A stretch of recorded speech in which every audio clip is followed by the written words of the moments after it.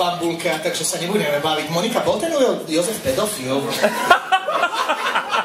No, myslím, že nie.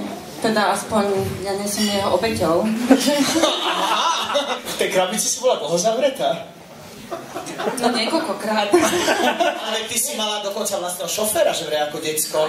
Ale on ju nosil až do bytu na rukách. Však keď mala 4 roky, čo s ňou mal robiť chuderkou, keď zaspala? Ale ja som sa robila. Ja, že spíš.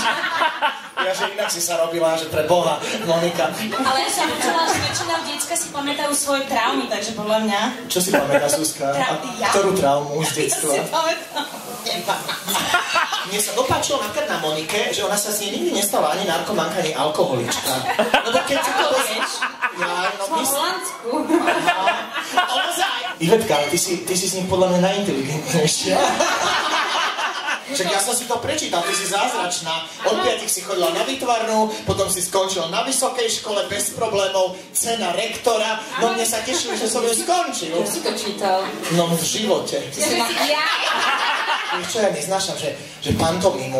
A ty si robila pantomímu? Nie. Podľa mňa, viem, že si bola, nie, viem, že sa to rozdeľuje. Mímu, lebo pantomímu nenávidím, to je fetiš. Fetiš? Podľa mňa to je sexuálna úchylka. Monika, vieš zahrať orgazmus pantomimický? Určite. Tak zahraj. Teraz? No.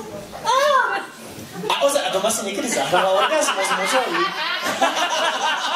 No môj malý syn už začína takéto vety a... Koľko má? On má 8. Tak to je jasné, sa obchytkávajú už. No. Nemyslím, ale on používa také slova, sa pýta a tak a hovorí, že mami, ty si musela mať sex. Je, že prečo?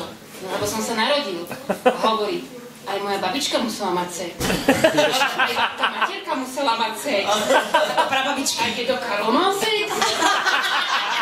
To je najhoršie, že si predstavuješ si tých svojich blízkych obraz, vidíš tie svadobné fotky staré zo začiatku storočia, že pre Boha, oni jebali.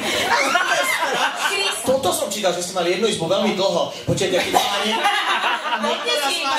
keď mala z vás niektorá frajera, chcela si ho doniesť, jak to fungovalo? My sme si vždycky našli preto staršieho, lebo on už mal byt. No. Jasné, takže zlatokopky. A preto ten Feder, vieš. Ja, no, tak to si vyhrala teda. No, ja som ešte veľmi zvedavý na toho Romana, keď sme pri ňom, že vlastne ako sa to celé stalo, že vy dospelo to k tej svadbe, lebo si bola tehotná, alebo prečo? Na vine je zase moja mamina. Lebo práve pri ňom, keby bola úplne kľudná, tak ja by som si ho nezobrala.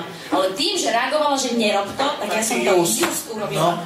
No, ale mám krásnu románku. Ale to je výborné, lebo ako, víš, mne just hovorí, že nemám byť buzerant a preto to som buzerantom. A tebe sa nepodarilo ma vyliečiť. Prečo? Ty si vlastne skončila modné návrháctvo, Jutka. Nie, ja som skončila ako textilný dizajn, ja som ma všetko robila. A teraz, ja že urobím masky, tak som im dala indulónu, som niekde... Počkaj, prvé si... Komu si nedala indulónu, povedz? A niekomu si nehalnice. Veď tvoj frár je Kostka. Vy ste aj rodina s Braňom Kostkom. No ja som ich zoznámila. Koho? No Kostkovcov. A Zdenku? Aj Zdenku som zoznámila. Fakt? A Zdenku sa dobáte? Samozrejme, že sa voláme. Dobre. Čiže ona mi vždycky volá maminu. Aha, mne partnerku. Zuzka, ozaj ty si diabetička a ty sa tým aj netajíš, to sa mi páči. Tak netajím sa, ja sa netajím ničím, čo by som teda sa mala. A ty s tým prístrojom musíš aj nové spávať? Áno, tak ja vám ho aj ukážem, keď chcete. Ja som ho videl, to je také ako mikropor. Alebo jak mi v Egypte povedala istá pani egypťanka, že teda, čo počúvam. Čo počúvam. Madonu. A tak som si to odpovedala, že nechcete si, a bolo to v zadku, hej. Takže ja som si to zo zadku odpojila a hovorím, nechcete si vypočuť? A ona videla, že si to odpájam od zadku a nechcete si vypočuť? A tá pani mi normálne povedala, že áno. A dala si to do zadku, nie. Ja som jej to, počujte, ja som jej to reálne napojila na ucho, a čakala som, čo bude. A pani egypťanka počúvala. Píšeš blogy, vychovávaš, hráš v paneláku, máš vlastné divadlo.